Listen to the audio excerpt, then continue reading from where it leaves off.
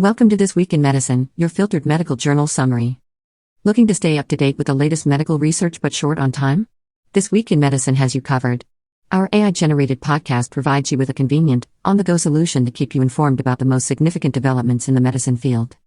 Each episode offers a filtered and concentrated summary of key journal articles, allowing you to stay informed without the need to sift through pages of research papers. With This Week in Medicine, listening is faster than reading, and you can consume valuable medical knowledge while commuting, exercising, or during your daily routine. Hi, This Week in Medicine, we will be discussing. First, we will be discussing articles in New England Journal of Medicine, twice yearly Lenacapavir or daily F/TAF for HIV prevention in cisgender women. Background: there are gaps in uptake of, adherence to, and persistence in the use of pre-exposure prophylaxis for human immunodeficiency virus, HIV, prevention among cisgender women. Results: among 5,338 participants who were initially HIV negative, 55 incident HIV infections were observed.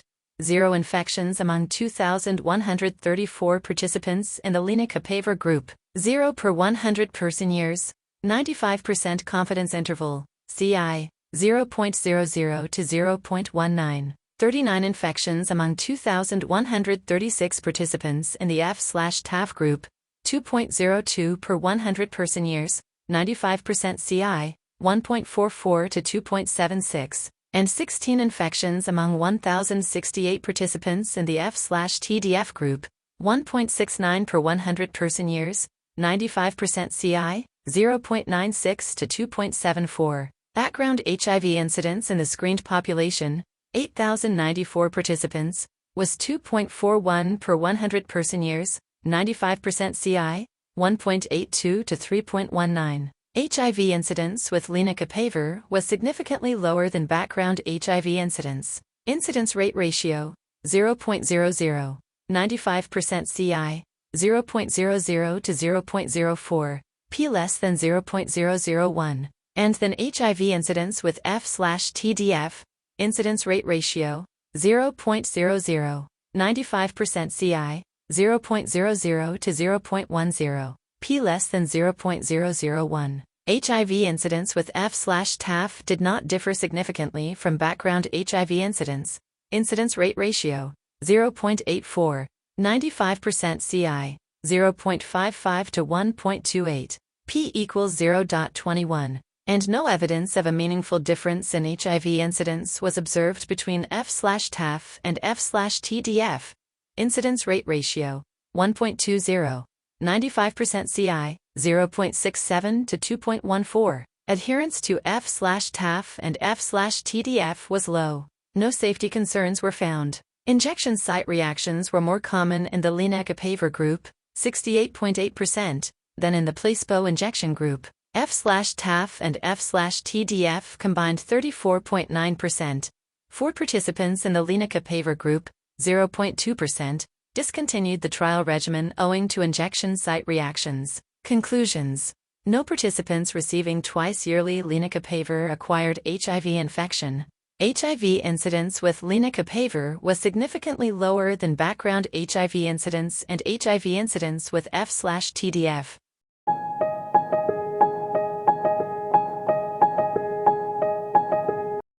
Tirzepatide for the treatment of obstructive sleep apnea and obesity. Background: obstructive sleep apnea is characterized by disordered breathing during sleep and is associated with major cardiovascular complications. Excess adiposity is an etiologic risk factor. Tirzepatide may be a potential treatment. Results: at baseline, the mean I was 51.5 events per hour in Trial 1 and 49.5 events per hour in Trial 2, and the mean body mass index, BMI, the weight in kilograms divided by the square of the height in meters, was 39.1 and 38.7, respectively. In Trial 1, the mean change in I at week 52 was minus 25.3 events per hour. 95% confidence interval, CI, minus 29.3 to minus 21.2, with Tirzepatide and minus 5.3 events per hour. 95% CI, minus 9.4 to minus 1.1, with placebo, for an estimated treatment difference of minus 20.0 events per hour. 95% CI, minus 25.8 to minus 14.2, p less than 0.001. In trial 2, the mean change in I at week 52 was minus 29.3 events per hour, 95% CI, minus 33.2 to minus 25.4, with Tirzepatide and minus 5.5 events per hour, 95% CI, minus 9.9 to minus 1.2, with placebo, for an estimated treatment difference of minus 23.8 events per hour, 95% CI, minus 29.6 to minus 17.9, p less than 0.001. Significant improvements in the measurements for all pre-specified key secondary endpoints were observed with Tirzepatide as compared with placebo. The most frequently reported adverse events with Tirzepatide were gastrointestinal in nature and mostly mild to moderate in severity. Conclusions. Among persons with moderate to severe obstructive sleep apnea and obesity, Tirzepatide reduced the I, body weight, hypoxic burden, hsCRP concentration, and systolic blood pressure and improved sleep-related patient-reported outcomes.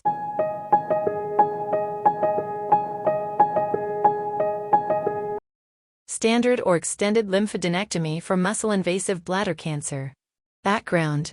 Whether extended lymphadenectomy is associated with improved disease-free and overall survival, as compared with standard lymphadenectomy, among patients with localized muscle-invasive bladder cancer undergoing radical cystectomy is unclear. Results.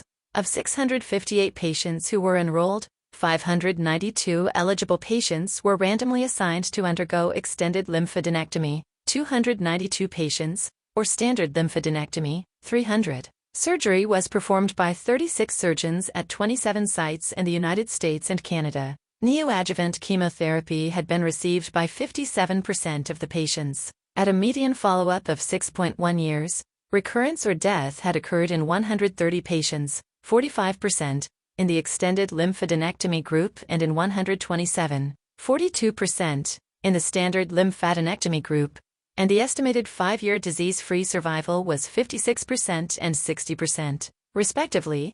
Hazard ratio for recurrence or death, 1.10, 95% confidence interval, CI, 0.86 to 1.40, p equals 0.45. Overall survival at 5 years was 59% in the extended lymphadenectomy group and 63% in the standard lymphadenectomy group.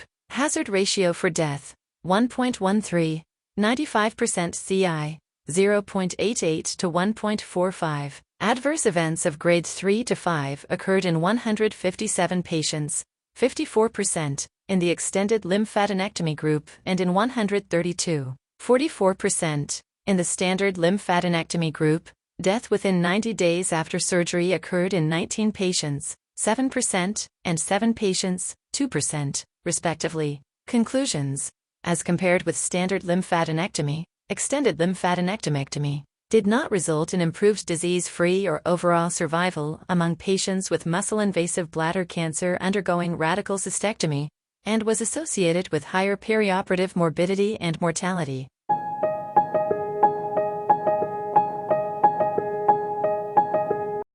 Next, we will be discussing articles from Journal of American Medical Association. Screening for Helicobacter pylori to prevent gastric cancer. A pragmatic randomized clinical trial.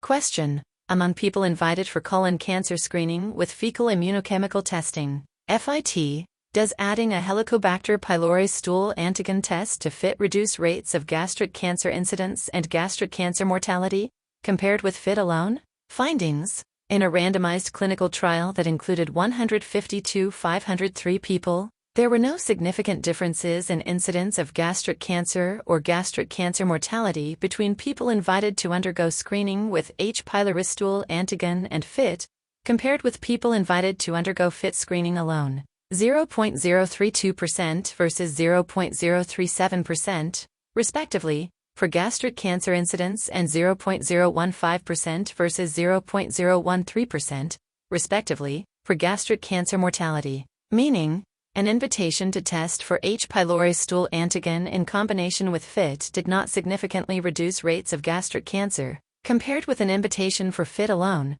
but results may have been affected by differences in screening participation and length of follow-up between the two groups.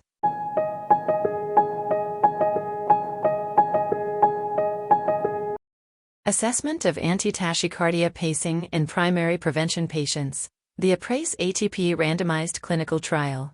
Question: Is antitachycardia pacing followed by shock clinically equivalent to a shock-only strategy in primary prevention implantable cardioverter defibrillator recipients when programmed with long detection to therapy delays? Findings. In this randomized clinical trial that included 2,626 patients, and was designed as an equivalence trial with sequential superiority analysis of each group, antitachycardia pacing prior to shock reduced the relative risk of time to first all-cause shock by 28%, a significant difference, meaning antitachycardia pacing is effective as a first-line therapy in prolonging time to first all-cause shock, although the shock burden was not significantly different between the groups during follow-up.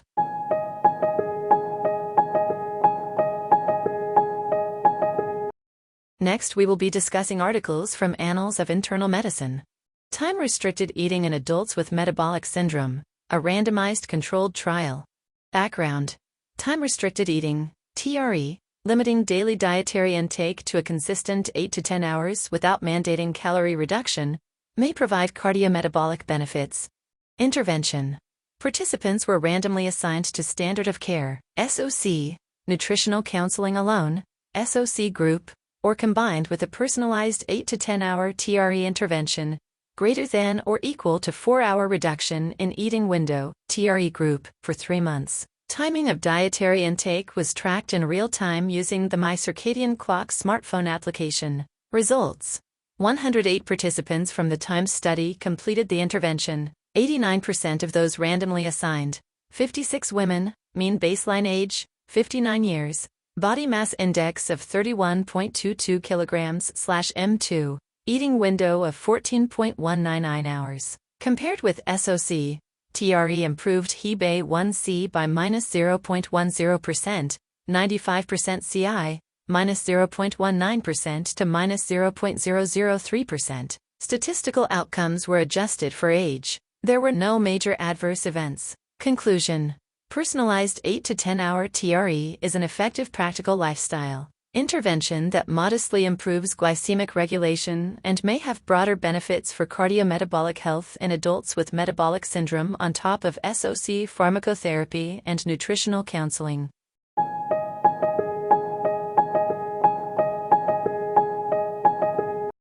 Next, we will be discussing articles from British Medical Journal. Model of integrated mental health video consultations for people with depression or anxiety in primary care. Objective: to evaluate whether an integrated mental health video consultation approach, PROVIDE model, can improve symptoms compared with usual care in adults with depression and anxiety disorders attending primary care. Results: between March 24, 2020 and November 23, 2021, 376 patients were randomized into treatment groups. Mean age was 45 years, standard deviation, SD, 14, 63% of the participants were female, and mean PHQ-AD score was 26 points, SD 7.6. Compared with usual care, the PROVIDE intervention led to improvements in severity of depressive and anxiety symptom. Adjusted mean change difference in the PHQ-AD score -2.4 points, 95% confidence interval -4.5 to -0.4, p equals 0.02, at 6 months. The effects were sustained at 12 months, -2.9, -5.0 to -0.7, p less than 0.01. No serious adverse events were reported in either group.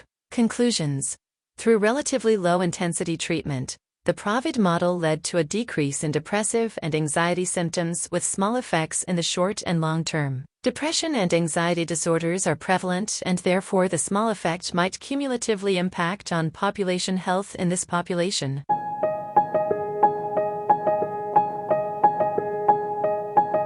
Next, we will be discussing articles from Lancet. Global Burden of Bacterial Antimicrobial Resistance 1990 to 2021. A systematic analysis with forecasts to 2050.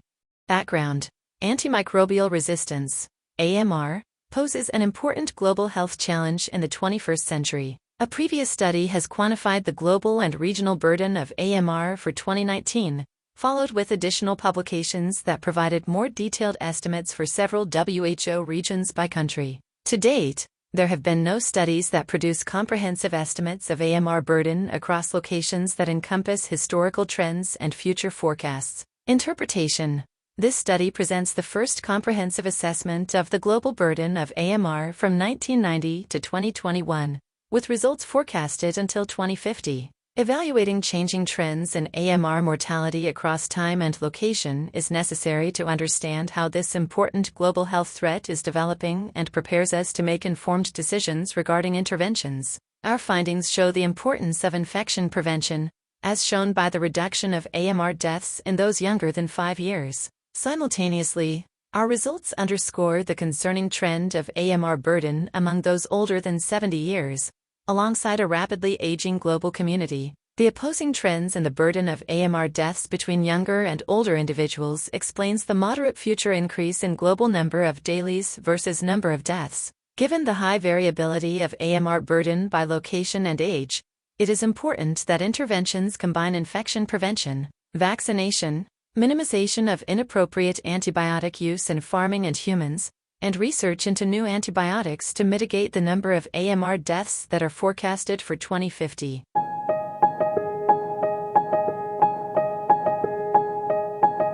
Next, we will be discussing articles in the field of hemato-oncology. Here are the articles. From Journal of Hepatology Prospective Validation of the EASL Management Algorithm for Acute Kidney Injury in Cirrhosis. In 2018, EASL published an algorithm for the diagnosis/management of acute kidney injury in patients with cirrhosis. This algorithm had not been validated in real-world practice. In this prospective study, this algorithm was associated with high renal response rates, both overall and in different phenotypes. The use of the algorithm resulted in the swift diagnosis and treatment of hepatorenal syndrome. These results support the use of this algorithm in clinical practice. High-risk prothrombotic factors are common in cases of recent non-cirrhotic portal vein thrombosis associated with local factors. High-risk prothrombotic factors are strongly associated with new thrombotic events. Stopping anticoagulation significantly increases the risk of rethrombosis when a high-risk prothrombotic factor is present.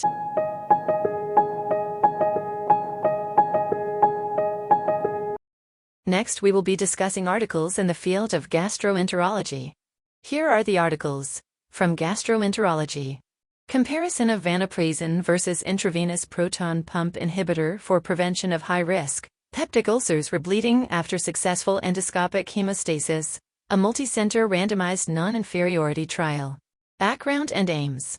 High-dose proton pump inhibitor, PPI, therapy has been recommended to prevent rebleeding of high-risk peptic ulcer, PU, after hemostasis. Vancomycin has been proven to be non-inferior to PPIs in various acid-related diseases. This study aimed to compare the efficacy of vancomycin versus PPI for preventing high-risk PU rebleeding after hemostasis. Results. Of 194 patients, baseline characteristics, severity of bleeding, and stage of ulcers were comparable between the two groups. The 30-day rebleeding rates in vancomycin and PPI groups were 7.1%, 7 of 98, and 10.4%, 10 of 96, respectively. Non-inferiority.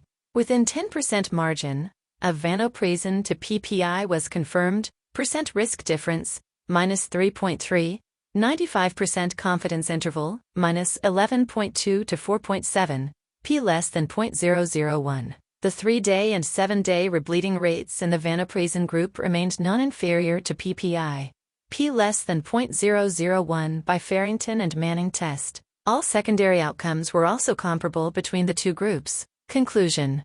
In patients with high-risk PU bleeding, the efficacy of vancomycin in preventing 30-day rebleeding was non-inferior to intravenous PPI.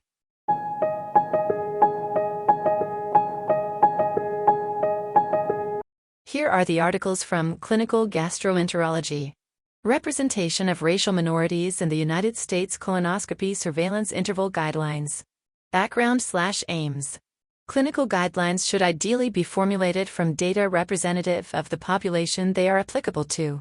However, historically, studies have disproportionately enrolled non-Hispanic white NHW patients, leading to potential inequities in care for minority groups. Our study aims to evaluate the extent to which racial minorities were represented in the United States colorectal cancer surveillance guidelines. Conclusion: racial minorities are significantly underrepresented in U.S. colorectal cancer surveillance guidelines, which may contribute to disparities in care. Future studies should prioritize enrolling a diverse patient population to provide data that accurately reflects their population.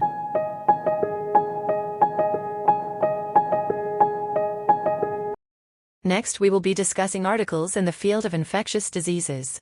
Here are the articles from Clinical Infectious Diseases. Make modern microbiology matter more in the 2023 European Society of Cardiology Guidelines for the Management of Infective Endocarditis.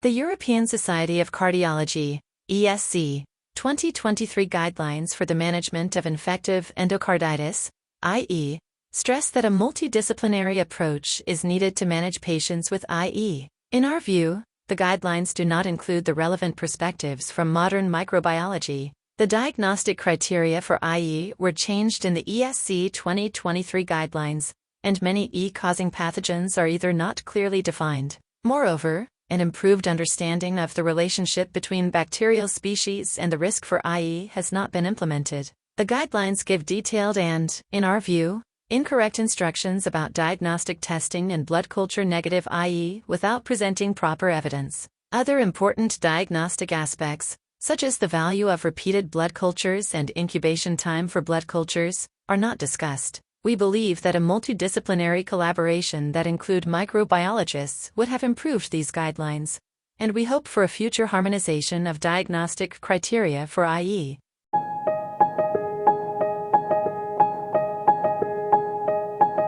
HIV, HIV-specific factors, and myocardial disease in women.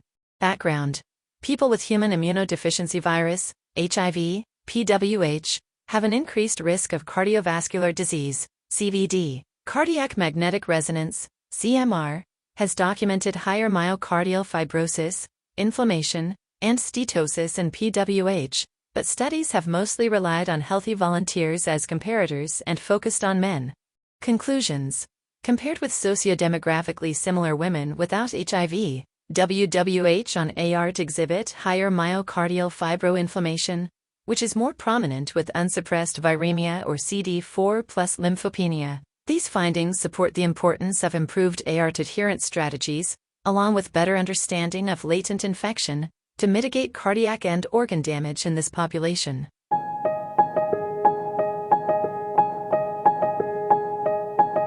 Next, we will be discussing articles in the field of rheumatology.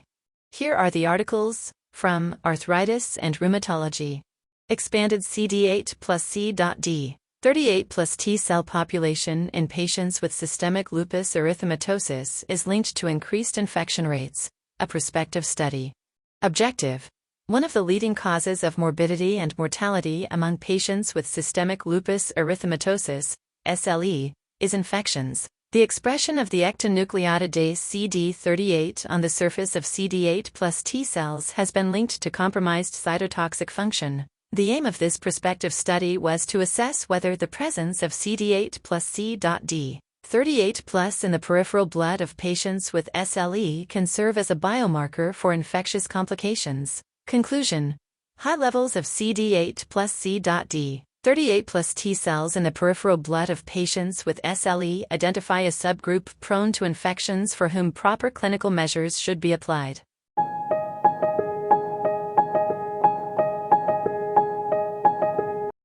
Next, we will be discussing articles in the field of cardiology. Here are the articles from Circulation. Race and sex differences in the association of bystander CPR for cardiac arrest. Background: bystander cardiopulmonary resuscitation, CPR, is associated with higher survival for out-of-hospital cardiac arrest, but whether its association with survival differs by patient's sex and race and ethnicity is less clear. Conclusions: although bystander CPR was associated with higher survival in all patients, Its association with survival was weakest for Black individuals and women with out-of-hospital cardiac arrest.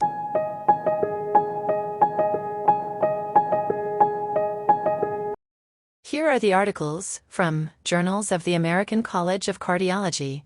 Anticoagulation alone versus anticoagulation plus aspirin or DAPT following left atrial appendage occlusion.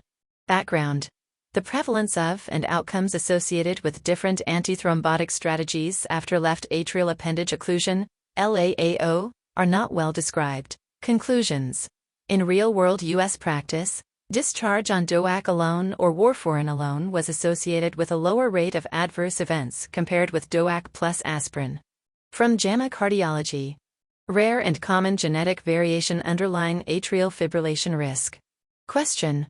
What is the combined contribution of rare and common genetic variation to atrial fibrillation, AF, risk? Findings. In this genetic association study, rare genetic variants, predicted to cause loss of function, in 6 genes were associated with AF. Together, these rare variants and a polygenic risk score for AF were associated with a considerable risk of incident atrial fibrillation. Rare variants were also associated with heart failure and cardiomyopathy, and a higher risk of cardiomyopathy following AF diagnosis, meaning, the findings suggest that assessing both rare and common genetic variation may aid in atrial fibrillation prevention and risk stratification.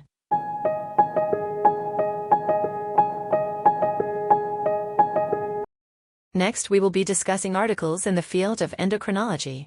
Here are the articles from Journal of Clinical Endocrinology and Metabolism. Contralateral suppression in adrenal venous sampling predicts clinical and biochemical outcome in primary aldosteronism. Context. The role of hormone parameters at adrenal venous sampling, AVS, in predicting clinical and biochemical outcomes remains controversial. Objective. To investigate the impact of hormone parameters at AVS under concentropin stimulation on lateralization and on complete biochemical and clinical outcomes. Conclusion. A CS greater than 50% was an independent predictor of complete clinical and biochemical cure. Moreover, it can predict unilateral primary aldosteronism and postoperative biochemical hypoaldosteronism. Our findings underscore the usefulness of CS for clinical decision-making.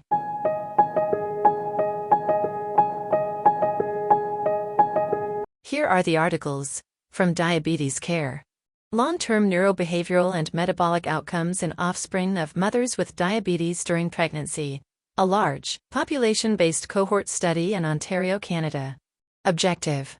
Offspring of women with diabetes are at increased risk of developing neurobehavioral and cardiometabolic disorders, but there is scant evidence regarding the association between glycemic level during pregnancy and these long-term offspring outcomes. Conclusions. In utero exposure to maternal diabetes was associated with an increase in ADHD, ASD, and cardiometabolic outcomes in offspring, with differences seen across diabetes subtypes. Pregnancy glycemia was associated with cardiometabolic outcomes, but not neurobehavioral outcomes, and provides a potentially modifiable risk factor to decrease cardiometabolic outcomes in offspring.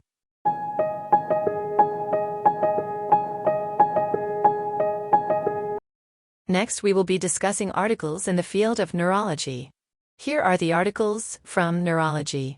Public views on whether the use of pharmaceutical neuroenhancements should be allowed. Background and objectives. Some individuals are using drugs to try to enhance cognitive and social affective functioning and asking physicians for off-label prescriptions for neuroenhancement, for example, stimulants. Several medical societies released guidance on prescribing neuroenhancers, some of which refer to potential societal effects of neuroenhancement, for example, distributive justice, besides risks and benefits to users, which institutions, for example, medical societies, government, universities, should make decisions on allowing neuroenhancement and whether they should consider potential societal effects are unclear. We examined whether and how much support for allowing pharmaceutical neuroenhancers was influenced by the institution and potential individual and societal effects of neuroenhancers. Discussion. When presented with both individual and societal considerations, the public seems to support medical societies and other institutions making policy decisions about neuroenhancers based on risks and benefits for users, as well as, but to a lesser extent, Effects on equality and societal well-being.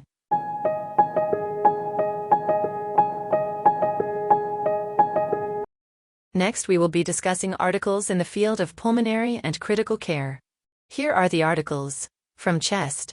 Barriers and facilitators of surrogates providing consent for critically ill patients in clinical trials. A qualitative study. Background. Enrollment into critical care clinical trials is often hampered by the need to rely on surrogate decision-makers to identify potential interventions facilitating enrollment into critical care clinical trials. A better understanding of surrogate decision-making for critical care clinical trial enrollment is needed. Research question.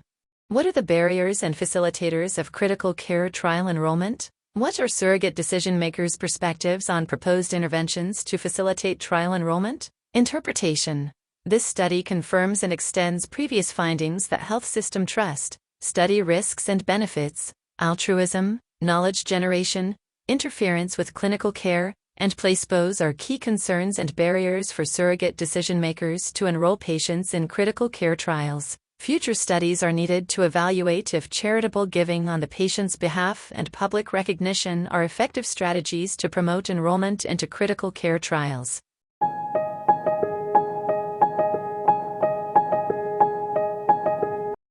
Here are the articles from the American Journal of Respiratory and Critical Care Medicine.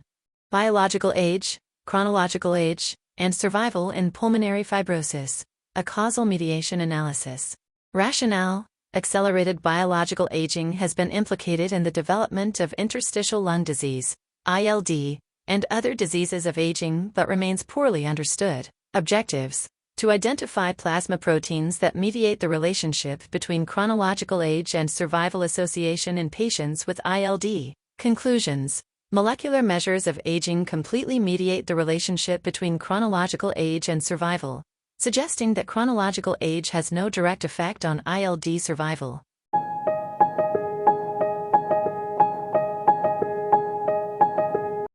Next, we will be discussing articles in the field of nephrology. Here are the articles from Clinical Journal of American Society of Nephrology. A national survey of pregnancy and parenthood among nephrology trainees. A focus on nephrology fellowship. Parental leave policies for physician trainees are inconsistent. Nephrology fellows are largely unaware of parental leave policies and pregnancy accommodations in their programs. Individual nephrology programs should improve awareness about national and local program policies among trainees. Here are the articles from Kidney International Reports. APOL1 high-risk genotype is not associated with new or worsening of proteinuria or kidney function decline following COVID-19 vaccination. Introduction. SARS-CoV-2 infection increases systemic inflammatory cytokines which act as a second hit driver of apolipoprotein L1, APOL1-mediated collapsing glomerulopathy. SARS-CoV-2 vaccination also increases cytokines. Recent reports of new glomerular disease in individuals with APOL1 high-risk genotype, HRG, following SARS-CoV-2 vaccination raised the concern SARS-CoV-2 vaccination may also act as a second hit driver of APOL1-mediated glomerulopathy. Conclusion. In this observational study, APOL1 HRG is not associated with new or worsening of proteinuria or decline in kidney function following SARS-CoV-2 vaccination. Validation of this result in larger cohorts would further support the renal safety of SARS-CoV-2 vaccine in individuals with APOL1 HRG. Thank you for listening to This Week in Medicine, your filtered medical journal summary. Have a great week ahead, stay blessed and be humane.